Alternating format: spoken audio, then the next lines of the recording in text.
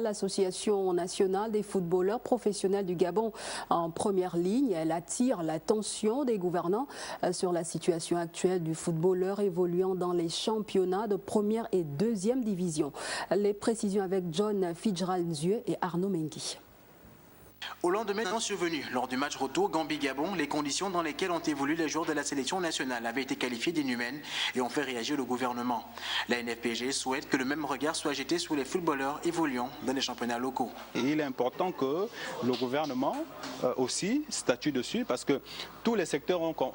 sont actifs, sauf le secteur du sport ou du moins du football d'élite. Donc il est important que les joueurs qui pratiquent ce football d'élite, qui ne font que ça, soient situés quant à l'accompagnement de l'État par rapport